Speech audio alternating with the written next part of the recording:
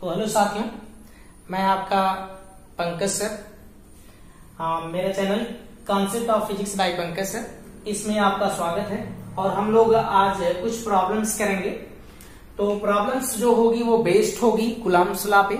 और ये आपकी जो प्रॉब्लम है, मैंने नंबरिंग कर दिया 1। ये एनसीईआरटी की नंबरिंग है, तो एनसीईआरटी का क्वेश्चन है और ये क्वेश्चन नंबर है 1.1। ये क्वेश्चन थोड़ा सा बहुत सिंपल है, तो हम लोग इसमें थोड़ा स्टार्टिंग करते हैं, कैसे क्वेश्चन करना सीखते हैं, फिर थोड़ा सा कठिन क्वेश्चन की तरफ बढ़ेंगे।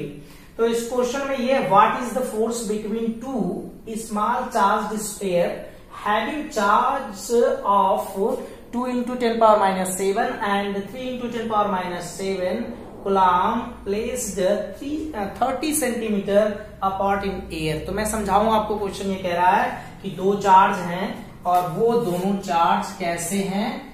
एक चार्ज है आपके पास Q1, कितना 2 × 10⁻⁷ कूलम्ब का। दूसरा चार्ज है 3 × 10⁻⁷ कूलम्ब का। ये दो चार्ज हैं और इनके बीच की जो डिस्टेंस है जनाब वो 30 सेंटीमीटर है। तो सबसे पहला काम ये है कि सारी यूनिट MKS में होनी चाहिए, तब आपको सवाल लगाना सीखेंगे। तो और यूनिट अगर इधर उधर आपने कर दिया तो न्यूमेरिकल गलत हो सकता है भाई। तो हम इस R को पहले तब्दील कर लेते हैं। तो 30 सेंटीमीटर को मीटर में बदलेंगे तो 10⁻⁻² का मल्टीप्लाई कर देंगे, इतना मीटर होगा। पावर को खाने जानना चाहिए, तो ये 1 पावर इसकी कम हो गई, 10⁻⁻1 मीटर। न्यूमेरिकल थोड़ा आसान है। F is equal to 9, formula लिखते हैं 9 × 10⁻⁹ Q1 Q2 अपान R स्क्वायर। 9 × 10⁻⁹ Q1 की वैल्यू कितनी 2 × 10⁻⁷, 3 × 10⁻⁷ और अपॉन इसका स्क्वायर 3 × 10⁻⁻1 का होल स्क्वायर। इट मीन्स ये देखिए, इसको हम लोग पहले मल्टीप्लाई कर लेते हैं। तो यहां आ जाएगा 9 × 6 और ये पावर को खत्म करो, इसकी कितनी है 10⁹ ये कितना हो जाएगा 7 और 7 14, तो माइनस में 14 और नीचे इसका स्क्वायर करेंगे तो 9 × 10⁻⁻2 ये इससे कट जाएगा। यहां पर 6 बचा, तो क्या करना भाई, इसको ऊपर लेके चले जाना है। तो क्या होगा 6 × 10⁻, यहां 11 × ये आ जाएगा 10⁻⁻14। अब इसमें से आप पावर को माइनस कर लीजिए तो कितना बचेगा 6 × 10⁻11 में से 14 में से 11 निकल जाएगा तो -3 और इतना न्यूटन होगा। Okay, so thank you. तो देखिए, ये हम लोग प्रॉब्लम नंबर 2 करते हैं और ये प्रॉब्लम एनसीईआरटी की है 1.6, तो हम लोग इसे थोड़ा सॉल्व कर देते हैं सीरीज वाइज से। तो ये प्रॉब्लम ये कह रहा है कि ये एक स्क्वायर है और इसमें इसकी जो साइड है वो 10 सेंटीमीटर 10 सेंटीमीटर 10 सेंटीमीटर मतलब अपोर्स तो 10 सेंटीमीटर ही होता है। अब इनके सभी जो इनकी कोर है उस पे सब चार्ज ये प्लेस्ड है, समथिंग जितने चार्ज आपको दिख रहे हैं। और इन चार्ज को तो थोड़ा सा हम सोचते हैं, लेकिन चलिए हम फोर्स की डायरेक्शन ले लेते हैं। भाई इस पूरे की जो डिस्टेंस होगी, अभी आपने निकाला था तो उसमें A × √2 आया था। तो A मीन्स क्या, उसकी साइड होगी ना, तो इसको क्या कर लोगे, इसे 10 कर लोगे, तो इसकी साइड भी कितनी हो जाएगी 10 और ये पॉइंट वो है तो इसकी हाफ साइड हो जाएगी, उसकी हाफ। तो आप यहां पर OA = OB = OC = OD कितना 10 √2 डिवाइड बाई 2, तो यानी 5 √2 आएगा, ऐसा समथिंग। ये सेंटीमीटर में रहेगा, हमें फिलहाल पूरा नहीं करना है। अब हम चलते हैं इनके फोर्स पर, फोर्स की डायरेक्शन पे। तो देखो भाई, यहां पर चार्ज कितना है 2 माइक्रो कूलम्ब, यहां पर कितना है 1 माइक्रो कूलम्ब। तो ये चार्ज पॉजिटिव है, ये भी चार्ज पॉजिटिव है, इसका मतलब कि फोर्स लगेगा अपोजिट डायरेक्शन में। इस फोर्स का नाम हम F1 कर देते हैं। ओके, दूसरी जगह देखिए, एक फोर्स या चार्ज यहां है, एक चार्ज यहां है, तो कितना है 2 माइक्रोकुलाम का, यहां पर कितना है 1 माइक्रोकुलाम का, तो इसका फोर्स की डायरेक्शन किधर होगी F2। अब आते हैं इसकी डिस्टेंस पे, जितनी डिस्टेंस OC की है ना उतनी डिस्टेंस OB की है, तो इसका मतलब ये दोनों फोर्स आपस में कैसे रहेंगे, इक्वल। F1 किसके इक्वल, F2 के। अगर F1 F2 के इक्वल होता है तो ये जितना फोर्स इधर लग रहा है ना उतना फोर्स इधर लग रहा है, तो 5 न्यूटन अगर इधर लगता 5 न्यूटन का, तो 5 न्यूटन इधर भी लगता। इसका मतलब कि ये दोनों का जो रिजल्टेंट होता है वो 0 हो जाता। F1 और F2 का रिजल्टेंट कितना आएगा 0।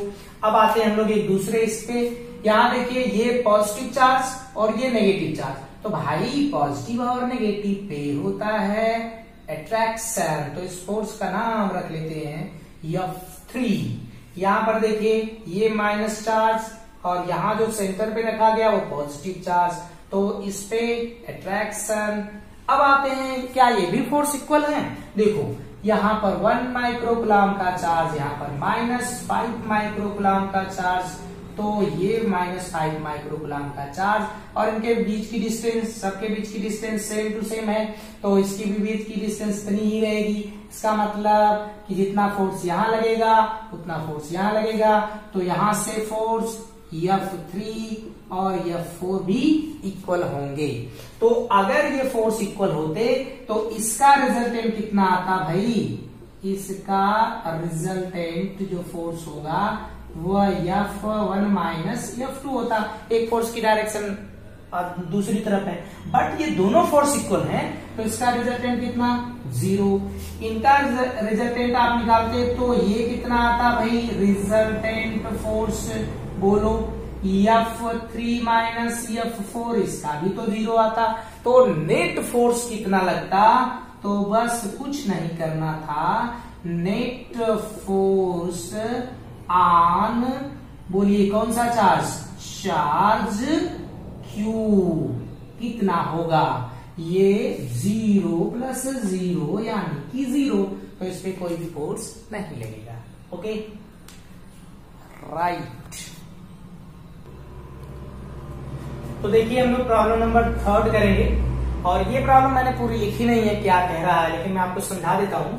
ये एक क्वेश्चन ये है कि आपके पास यहाँ पर एक ट्राइंगल है जिसकी सभी साइड सेम है, तो ये सभी साइड सेम है, इसकी ये साइड सब सेम है, और इसके सभी एज पर चार्ज रखे गए हैं और सब सिमिलर चार्ज हैं, क्यू सब का है, और हमें फाइंड फोर्स करना है किस पे, सी पर फोर्स को फाइंड करना है। अच्छा, ये सभी साइड अगर इक्वल है तो इसका मतलब ये एंगल भी इक्वल होगा, तो 60 और सबका एंगल 60। इसका फोर्स की ये पॉजिटिव ये पॉजिटिव, इसके फोर्स की डायरेक्शन इधर होगी, यानी कि इसको मैं मिटा देता हूं, तो ये इसके फोर्स की डायरेक्शन इधर, ये पॉजिटिव, इसके फोर्स की डायरेक्शन इधर हो जाएगी, और ये एंगल 60 है तो ये वाला भी एंगल 60 हो जाएगा। अच्छा, इस फोर्स को हम F2 कर देते हैं। आइए अब हमें क्या करना है, F1 निकालना है, F2 निकालना है, फिर इसके बाद हमको इसका रिजल्टेंट निकाल देना। तो F1 F2 चलिए फाइंड करते हैं फटाफट। F1 की वैल्यू Q1 Q2 अपान R² करके होता है, तो 1/4πε0। यहां से Q1 Q2 सेम है, तो Q², इनके बीच की डिस्टेंस A²। Q2 की वैल्यू, F2 की वैल्यू फाइंड करिए, इसकी Q है तो ये भी उतना ही फोर्स आएगा, यानी 1/4πε0 Q अपान A² सेम, मतलब हो गया भाई F1 F2 दोनों फोर्स आपस में इक्वल है। अब ये दोनों फोर्स 60 एंगल पर एक्ट हो रहे हैं, काम कर रहे हैं 60 एंगल पे, तो अगर ये 60 पे काम कर रहे हैं ना, तो हम इनका रिजल्टेंट कैसे फाइंड करेंगे, आराम से फाइंड करेंगे, क्योंकि हम जो वेक्टर होता है, वेक्टर में जो उसका रिजल्टेंट है, रिजल्टेंट का मैग्नीट्यूड के लिए फॉर्मूला हम जानते हैं, F is equal to A square plus B square plus 2ab cos theta root over के अंदर। अब ये दोनों फोर्स इक्वल हैं, तो इनको कुछ मान लो ना, एफ कर लो, इनका रिजल्टेंट चलो लिख लेते हैं भाई।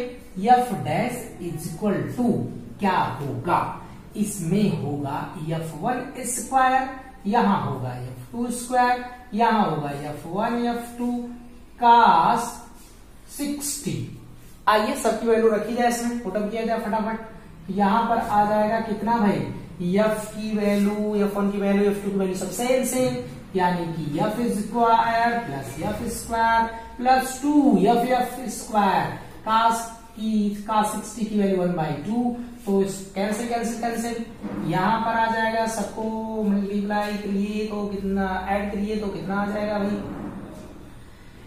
ये आ जाएगा 3f2 root over f square. यहां से f बाहर और ये 3 अंदर, f की वैल्यू यहां से पुटअप कर दीजिए, तो यहां जाएगा कितना भाई 1/4 pi epsilon not q square upon a square, और यहां से रूट ओवर 3 ऐसा फोर्स हो जाएगा। ओके, तो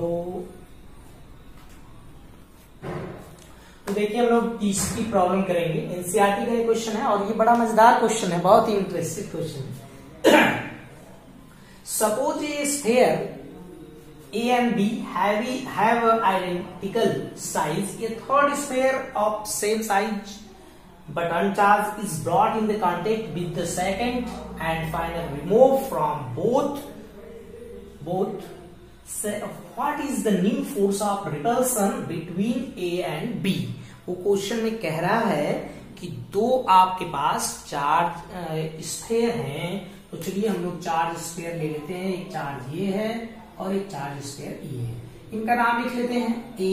सेम है तो हम लोग इनकी साइज सेम बनाते हैं, ऐसा बनाओ भाई कि लगे देखने में सेम है। तो A B ये दो हैं, इन पे सेम चार्ज है, Q आइडेंटिकल है तो सेम चार्ज, और इनके बीच की डिस्टेंस समथिंग कुछ है। ओके, एक तीसरा आइडेंटिकल स्फीयर है और वो है C। इस बेचारे के पास कोई चार्ज नहीं है, तो क्या करना है, ये बारी बारी से कांटेक्ट करना है।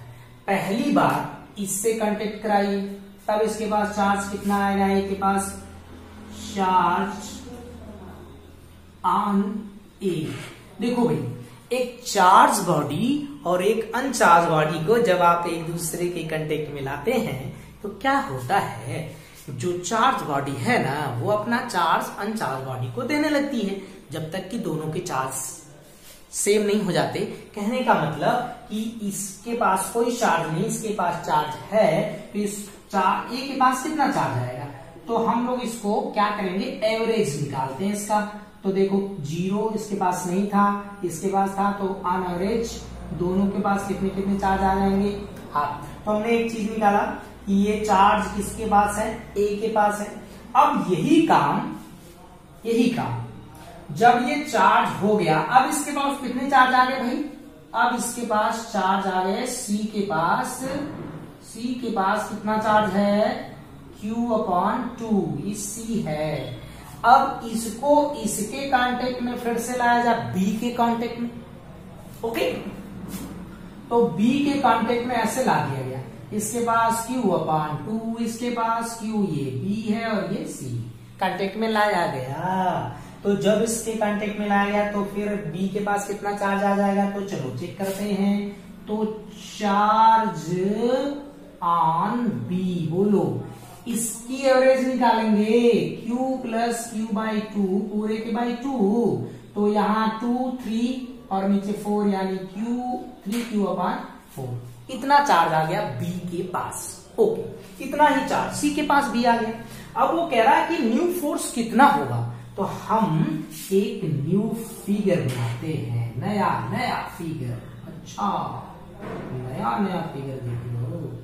ओह, ये बड़ा हो गया भाई, कैसा बना रहे, बड़ा हो जा रहा है, तो आप इसको थोड़ा छोटा कर दीजिए। आइए, A और ये B, इनके बीच की डिस्टेंस जैसे पुरानी होती थी उतनी ही है, r है। थोड़ा देखने में छोटा लगे भले से, लेकिन आप समझ जाना कि r ही है। और इसके बाद इस a के पास कितना चार्ज, और a के पास q/2, यानी कि इस b के पास 3q/4। क्या आप फोर्स लगाना जानते हो? लगाओ। F बराबर कितना? 9 गुणे 10 के पावर 9 होता है, और Q1 Q2 यानी Q/2 इंटू 3Q/4, इसके बीच की डिस्टेंस r²। तो इनमें जो न्यूमेरिकली वैल्यू उनको एक तरफ कर लो और बाकी वैल्यू बाद में रख दिए जाएंगे। देखा देखिए, F equal to 9 into 10 to the power 9, और इसमें देखिए 3/8 होगा, तो हम 3/8 को एकदम अलग कर लेते हैं। तो 3/8 और यहां से q² अपान कितना r², सबकी वैल्यू पुट अप किया जाए तो 9 इंटू 10 पावर, इसको मल्टीप्लाई करो तो ये 27 इंटू 9 पावर 9, और यहां से अपान 8, और q की वैल्यू यहाँ आपको दे रखा है इसमें, तो ये 6.5 इंटू 10 टू द पावर -7 पूरे का होल स्क्वायर। थोड़ा सा बड़ा बनाते हैं, अपान कितना भाई 0.5 पूरे का होल स्क्वायर। इसे थोड़ा सॉल्व करिए तो 2.3 आएगा समथिंग करके, 2.3 करके नहीं आएगा, ये आएगा 5.7 into 10 to the power -3 newton. तो इतना फोर्स लगेगा इस पे। ओके, तो ये आपका एक क्वेश्चन है, बहुत मजेदार रहा क्वेश्चन। तो देखिए प्रॉब्लम नंबर 5, चलो पिछला वाला 4 था। तो इस क्वेश्चन को हम पढ़ते हैं। ये थोड़ा सा कॉम्पिटिटिव एग्जाम के लिए थोड़ा अच्छा क्वेश्चन था, और आपके एग्जाम बोर्ड एग्जाम में भी आ सकता है। इस तरह इस टाइप के क्वेश्चन आ सकते हैं। तो ये a charge q is placed at the center of the line joining two equal positive charge q. The system of the charge will be in equilibrium if q is equal to। Question नहीं समझ में आया? आते हैं, बताओ भाई question को। Question कह रहा है कि 2 चार्ज है, ओके, थोड़ा सा बड़ा बना दियो। ये दोनों चार्ज इक्वल हैं, तो ये चार्ज चलो हम लोग स्मॉल क्यू कर लें कि कैपिटल क्यू। अच्छा, इस क्यू को हमने यहां रख दिया, दोनों ये क्यू, ओके, इनका नाम लिख लो ए और इसका बी। फिर कह रहा है कि इसके बीच में कहीं पर आपको स्मॉल क्यू प्लेस्ड कर देना है। तो आइए इनके बीच में हम लोग यहाँ पर स्मॉल क्यू को प्लेस्ड कर देते हैं। टोटल डिस्टेंस अगर ये 2r ले लें हम, थोड़ा आसान हो जाएगा। तो भाई साहब ये वाली डिस्टेंस तो r होगी, और इसके बाद ये वाली भी डिस्टेंस r होगी। तो ऑफ कोर्स ये डिस्टेंस हमने बना ली। अब एक चीज ये है कि ये इक्विलिब्रियम में है, तो आप सोचो कि ये वाला फोर्स इधर लगा रहा होगा, ये वाला फोर्स इधर लगा रहा होगा, ओके, दोनों के फोर्स की डायरेक्शन अलग अलग होगी, लेकिन इसके कारण इस पे फोर्स लगेगा अपोजिट डायरेक्शन में, इसके कारण इस पे लगेगा अपोजिट डायरेक्शन में, तो ये इसको धक्का दे सकता है। तो हम लोग पहले से इस Q को नेगेटिव लेंगे। तो Q क्या रहेगा भाई, ये चार्ज जो है ना वो नेगेटिव चार्ज हम कर लेंगे। तो आओ, नेगेटिव चार्ज हो गया, तो एक फोर्स तो लगेगा भाई इसके लिए, इस फोर्स का नाम है F1। एक फोर्स लगेगा यहाँ प्लस Q, ये माइनस Q, तो कितना भाई इधर आ जाएगा फोर्स। और अगर ये इक्विलिब्रियम में है सिस्टम, तो इक्विलिब्रियम में सिस्टम होने के लिए दोनों फोर्स आपस में क्या होने चाहिए, इक्वल होने चाहिए। तो इन इक्विलिब्रियम, अब इसके लिए अगर है तो भाई दोनों फोर्स इक्वल है, तो हम यहाँ पर दोनों फोर्स को इक्वल दिखा देते हैं। F1 is equal to F2। Value find करो, इसकी वैल्यू कितनी, यहां से देखना ध्यान से। एक इससे चलो K लिख लो यार, जो कांस्टेंट है K। और यहां बोलिए एक चार्ज हमारे पास कितना है Q, दूसरा चार्ज Q है। इनके बीच की टोटल डिस्टेंस 2r² होगा, इक्वल टू दूसरे फोर्स को देखिए, ये चार्ज कितना है Q, यहाँ K लिख दीजिए, Q और दूसरा चार्ज स्मॉल q, इनके बीच की डिस्टेंस आर, तो स्क्वायर हो गया। इसको काटिए फटाफट, ये कैंसिल हो जाएगा। अब देखो यहां आ जाएगा क्यू अपान ये हो जाएगा 4r², यहां से क्यू, यहाँ r² r² कैंसिल आउट, तो यहाँ स्मॉल क्यू बचेगा, तो ये small Q is equal to Q upon 4। Option में आप ढूंढ लीजिए, तो ऑप्शन आपका जो है वो सी is the correct, Q upon 4 है। ओके, तो नेक्स्ट क्वेश्चन पे हम लोग चलते हैं। तो देखिए हम लोग प्रॉब्लम नंबर 6 करेंगे। ये थोड़ा सा हम लोग उसी सीरीज में थोड़ा सा एक बड़ा सा क्वेश्चन उठा लिए, बड़ा आसान सा क्वेश्चन है, मजेदार क्वेश्चन है, तो देखते हैं। ये है कि 2 charge each equal Q are kept at x equal to -a and x equal to +a on the axis a particle of mass q and charge q not is equal to q upon 2 is placed at origin. If charge q0 is given a small displacement y less than a along the y-axis, net force acting on the particle is proportional to something. ये आपके पास 4 option है, तो इसमें से आपको ये correct है करना है। तो अब पहले सॉल्व किया जाए तो करेक्शन होगा। तो पहले हम क्वेश्चन के हिसाब से चलते हैं। हमारे पास 2 चार्ज हैं, तो हम इसमें करते हैं। हमारे पास यहाँ 2 चार्ज अवेलेबल है। ओके, ये अगर हम इसको कह दें यहां पर ऑरिजिन कर दें इसको, तो ये आपका मिड पॉइंट और ये वाई एक्सिस हम दिखा देंगे इस वाले डायरेक्शन को, तो ये वाई एक्सिस हो गई, इधर है आपका एक्स एक्सिस और ये। तो देखिए इधर पॉजिटिव एक्स इधर नेगेटिव एक्स, तो हमारे पास 2 डिस्टेंस है। तो ये वाली डिस्टेंस कितनी है, x is equal to -a और यहाँ पर x is equal to +a।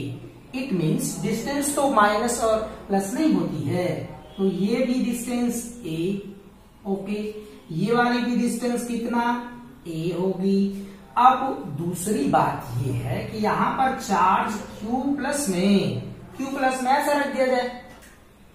Okay, यहां पर एक चार्ज रखा गया है, चार्ज यहां पर एक चार्ज है Q0 जिसकी वैल्यू है Q/2। तो एक्चुअल हम माइनस ले लेते हैं, ये डिस्टेंस चलो y ले लेते हैं। अब आइए इनके फोर्स की डायरेक्शन देखते हैं, ये पॉजिटिव और ये नेगेटिव, तो फोर्स की डायरेक्शन इधर होगी, तो यानी फोर्स की डायरेक्शन ये होगी, इसे हम कह लेते हैं F1। यहां पर ये पॉजिटिव ये नेगेटिव, इसकी फोर्स की डायरेक्शन इधर होगी ना, तो फोर्स की डायरेक्शन इधर होगी। और आओ अगर ये एंगल, इस एंगल को छोड़ो, इस एंगल को चलो हम लोग मेजर कर लेते हैं, थीटा एंड थीटा समथिंग करके, थीटा है। अच्छा, अब हमें एक चीज और चाहिए कि इसकी हमें डिस्टेंस मिल जाए किसी हाल में, तो ये वाली डिस्टेंस कितनी y, तो भाई ये अगर हाइपोटेनस हुआ तो ये बेस हो गया, ये परपेंडिकुलर हो गया, तो हाइपोटेनस इक्वल टू क्या, √ओवर में base square plus perpendicular square, यानी कि इसकी वैल्यू आएगी कितनी y², ओके, प्लस कितना a²। उसी तरह इसकी भी वैल्यू कितनी फाइंड हो जाएगी। अब आइए हम दोनों फोर्स को अलग अलग निकाल लेते हैं। और एक चीज और है कि जो हमारा रिजल्टेंट फोर्स आएगा वो रिजल्टेंट फोर्स कहां पर होगा, तो देखो भाई, इस वाले फोर्स की एक डायरेक्शन, इस वाले का कंपोनेंट इधर आएगा जिसकी वैल्यू F cos थीटा, इस वाले का एक कंपोनेंट इधर आएगा, इसकी जो वैल्यू होगी F2 cos थीटा। अब हम ये तो पता कर लें कि क्या F1 F2 same to same force आ रहे हैं या सेम टू सेम है कि नहीं है, तो सेम है या नहीं है, चलो चेक कर लें। तो इसके कारण इस पे जो फोर्स आएगा उसको हम लोग चलो F1 इज इक्वल टू कितना आएगा K, और इसके बाद यहाँ पर Q, चलो भाई Q, यहाँ पर Q/2, इनके बीच की डिस्टेंस ये है, तो इसका जब होल स्क्वायर करेंगे तो √ओवर हट जाएगा, यानी कि y² प्लस कितना a², ऐसा हो जाएगा। दूसरे वाले की वैल्यू देख लो क्या सेम आ रही है, आइए चेक कर लें।